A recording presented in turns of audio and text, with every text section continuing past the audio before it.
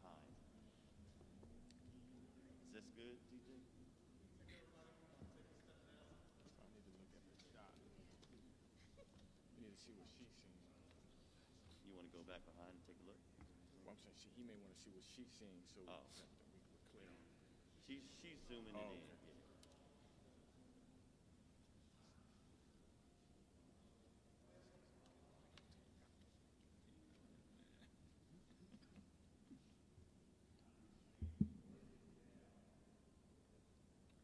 Good morning. My name is Gerard Henry. I'm a registered independent in the state of Georgia, a former host for Black Entertainment Television, and I'm standing here with some tremendous leaders in the Georgia state capitol. Leaders who represent Christian values and very concerned as it relates to this current runoff election.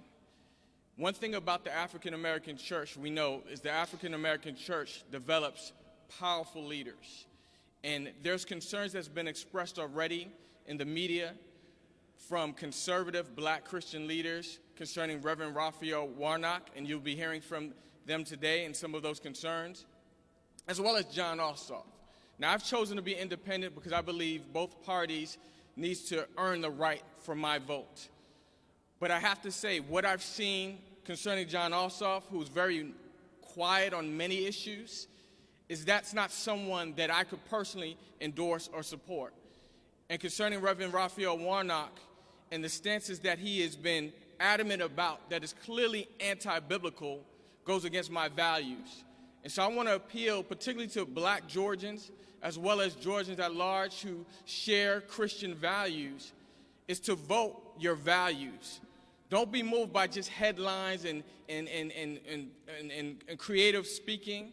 Don't be moved by someone who just matches the color of your skin tone, because you're a better person than that, I believe. I believe you're an intellectual person. I believe you're a person of greater substance than just being moved by your emotions. And so you're going to hear from some tremendous speakers today that will bring more highlights to some of the things that are concerning and that will impact the outcome of our futures, which is what I want to appeal to you to look at.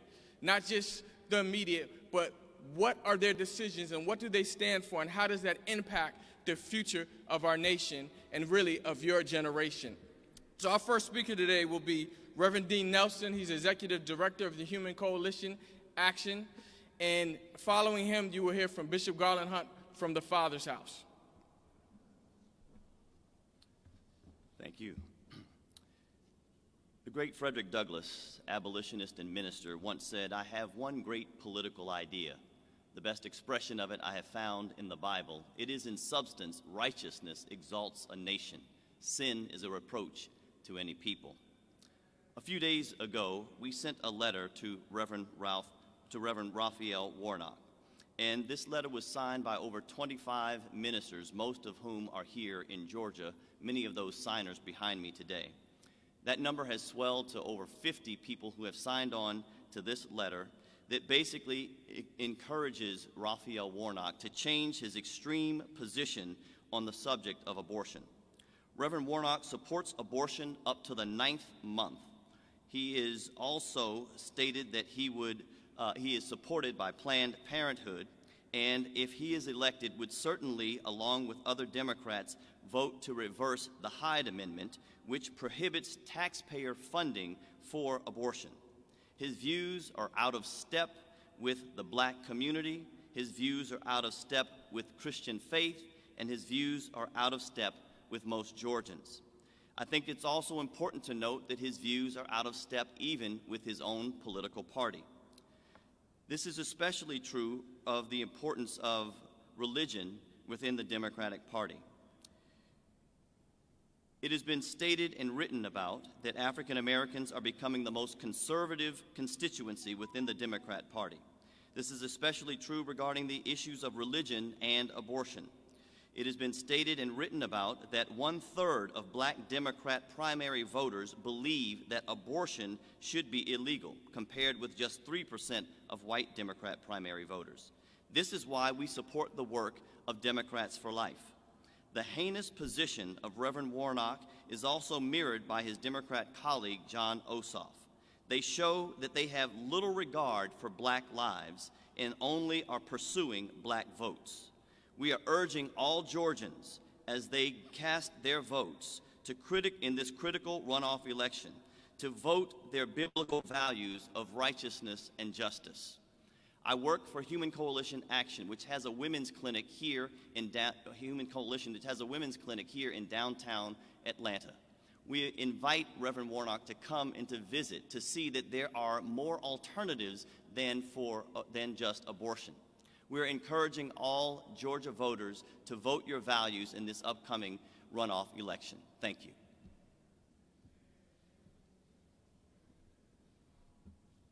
Hello, I'm Bishop Garland Hunt. I'm the pastor of the Father's House in the Peachtree Corners area. And I just want to make an appeal. Of course, as a pastor, I have some very serious concerns, particularly about this election, and as it is that we have Raphael Warnock that is running for U.S. Senate here. And I want to appeal to the voters. We've extended a letter to Raphael Warnock, who's a pastor of Ebenezer, one of the most influential churches probably in the country, maybe the world. And we appealed to him to reconsider his position on abortion. We believe that the Bible is very clear about abortion. We believe that Jeremiah chapter 1, Psalms 139 is very clear that the baby in the womb is a person separate from the woman. That in fact, that child has a right to live also. And that you have to defy the scriptures in order to say words like, I am a pro-choice pastor.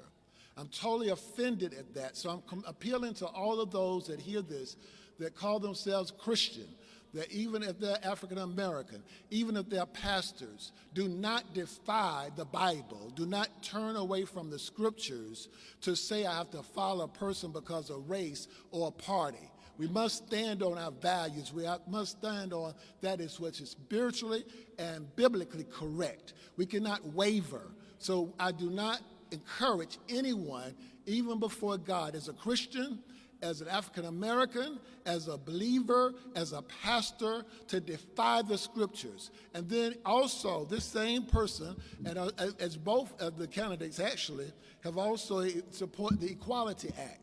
The Equality Act also defies the scripture. It talks about the rights of a person that was transsexual, and that it demands for those that are doctors to give them puberty blockers and to try to enhance the rights of a person that's transsexual. The Bible created genders, man and a woman. I appeal again to voters, do not support, do not encourage, do not endorse anyone that has defied the scriptures and calls himself a pro-choice pastor. That's pro-murder pastor. Thank you very much. Amen. Thank you, Bishop. Next, we're going to hear from Catherine Davis, the Executive Director of the Restoration Project, and Dr. Dwayne Hardwin from Embassy Kingdom and Organization. Good morning. I have a dream today, just like Martin Luther King, except my dream is not so great. Martin Luther King's dream and legacy on which Raphael Warnock is attempting to stand. I have a dream. Being judged by the content of our character, though seemingly not a hard goal to reach, cannot be achieved as long as organizations like Planned Parenthood pay men like John Ossoff and Raphael Warnock to put a target on the backs of black women and their babies while they are claiming they support choice. My dream is to stop Planned Parenthood from pursuing death for the black and increasingly Latino women and their babies. My dream is to remove Planned Parenthood from the black and Latino neighborhoods where they have placed their surgical facilities.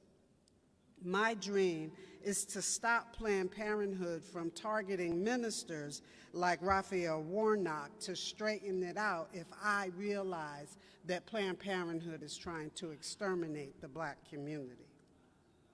My dream is to hold Planned Parenthood accountable for selling the body parts of the black and brown babies they abort. I am coming here today to say to every Bible-believing Georgian that we can begin to hold Planned Parenthood accountable by not voting for men who are betraying black women as they partner with Planned Parenthood, whose population control mission is being achieved here in Georgia. Just this past year, 63% of the abortions on black women, 63% of Georgia's abortions last year were on black women. As long as organizations like Planned Parenthood are allowed to target women and their babies based on the color of our skin, my dream, like Martin Luther King's, will remain just that, just a dream. So I am urging Georgia to send a message to Raphael Warnock, who is betraying black women, that we will no longer stand with you because you are not standing with us. Thank you. Good morning. I am Pastor B. Dwayne Harden, and my church is the Embassy Church here in the Atlanta area. I am particularly troubled by the political candidates, both of their choices, to double down on destroying the black population here in Georgia and throughout the country and seemingly throughout the world. Abortion is an issue that cannot really be legislated as a moral thing. It's not a thing that we can legislate immorality or morality. But what needs to not be done is to make laws that support immorality. We can't stand up and say we're men of God and support the thing that breaks God's heart. If killing the young man on the street breaks his heart when the police do it, killing the baby in the womb breaks his heart. And although many of us have experienced it, it was targeted to our community. It was intentional to get rid of us. That's still no reason for us to bring it to the place that it's come today. Partial birth abortion,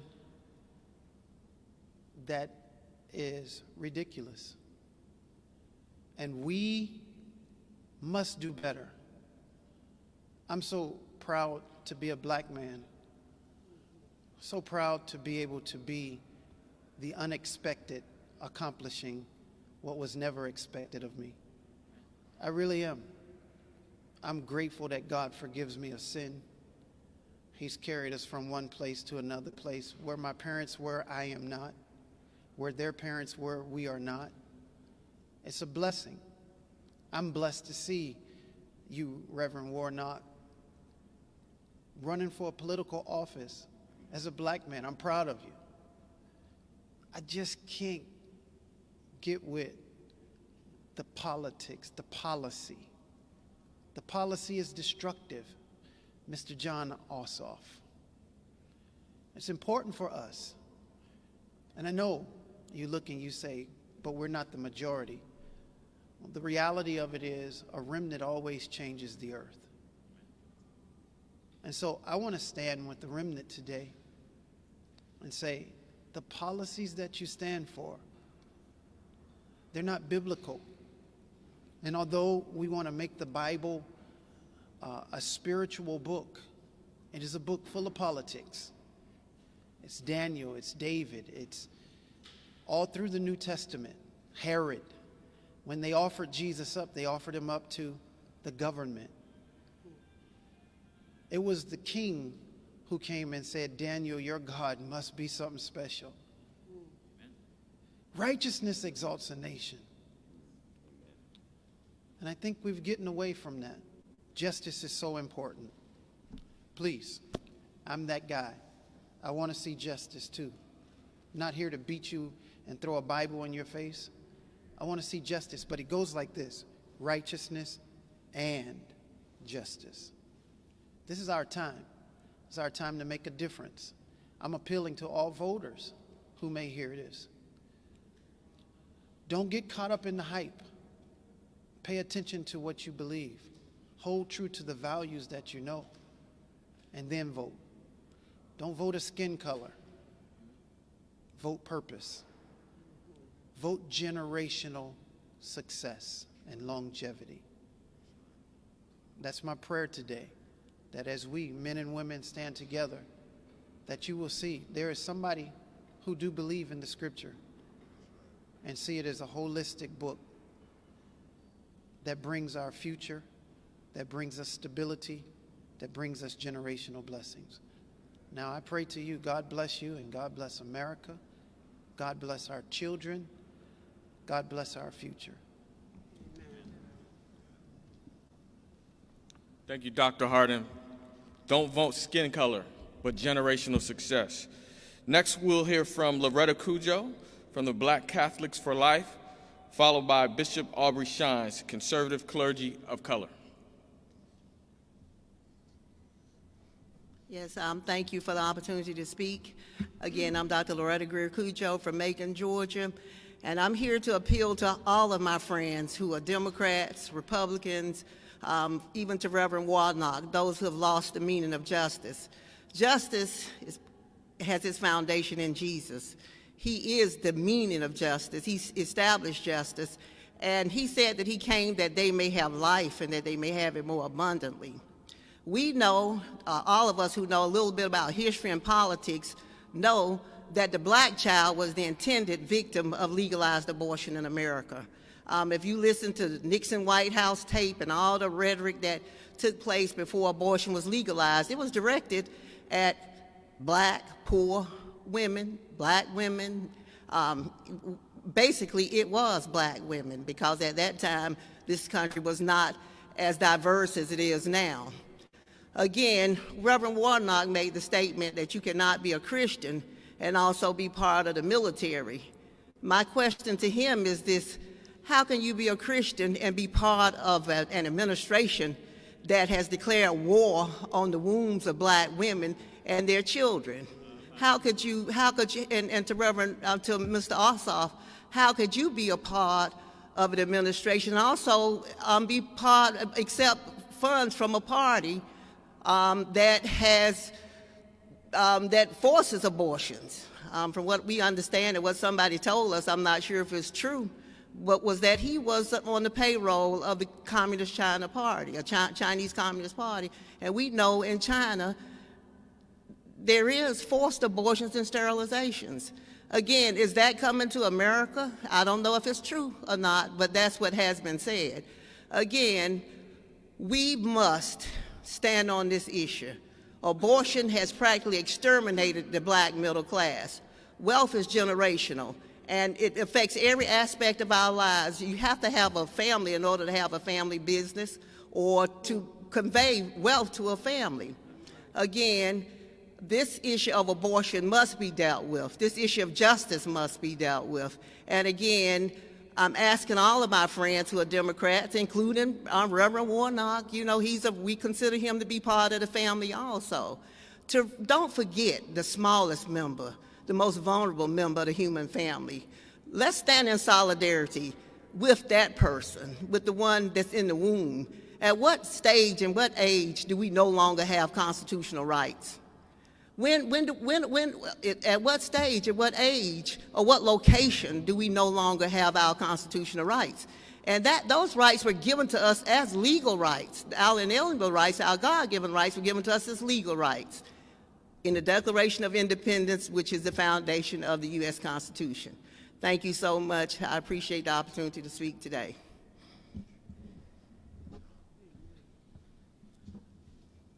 Good morning. I'm Aubrey Shines. I'm senior pastor and bishop of G2G Ministries in Tampa, Florida, where I shepherd about 23 different ethnic groups every single Sunday. I'm also the founder of conservative clergy of color that also has representation even here in the great state of Georgia. We've heard a lot about Mr. Warnock and his beliefs as it relates to abortion.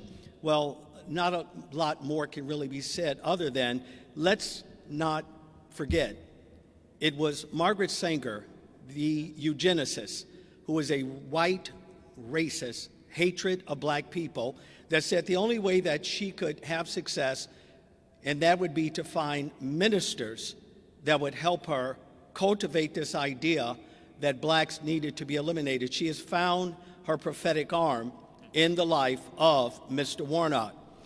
There's other issues that Mr. Warnock do not represent, not just here in the state of Georgia. He does not represent main view ideas as it relates to biblical orthodoxy. When he stands with Dr. Jeremiah Wright, whom I know being a Chicago native, someone that believes in black liberation theology. In other words, whites are going to always be wrong in that, other than that they are no more than a conduit to get them from one place to another. Mr. Warnock does not represent the views of any biblical orthodoxy because he is also anti-Semitic. For him to be anti-Semitic means that he despises someone like me, and especially my biological mother that happens to be Jewish. He is against Israel, and he's not just that individual that we could just coin into particular operatives. He also stands against our military. He has made numerous accounts that the military is something that people should always avoid. Let me remind you, Mr. Warnock, it was military men, hundreds of thousands of white men that shed their blood to ransom the state of Georgia and other southern states because of your party, the Democratic Party, the party that made sure that blacks did not have access to the 14th, 15th, and the 16th Amendment. So let's not forget that when we talk about Mr. Warnock and John, we're not talking about two separate individuals. These are individuals that have been shaped by a perspective and a narrative that this nation has rid itself of. And for us to go backwards and simply elect someone based upon the color of their skin, then we would have unfortunately aborted the ideal of Dr. Martin Luther King when he reminded us from a biblical narrative that people should not be judged by the color of their skin, but by the content of their character. Mr. Warnock is just not wrong. John is just not wrong for Georgia. They're wrong, period. And we stand against them in this effort to make sure that they never dawn the face of our great Senate. Thank you.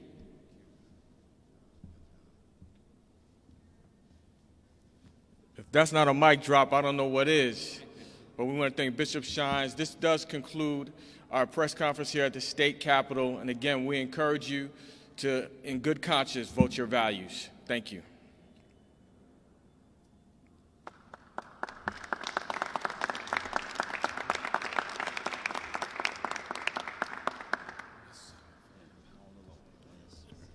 Great job.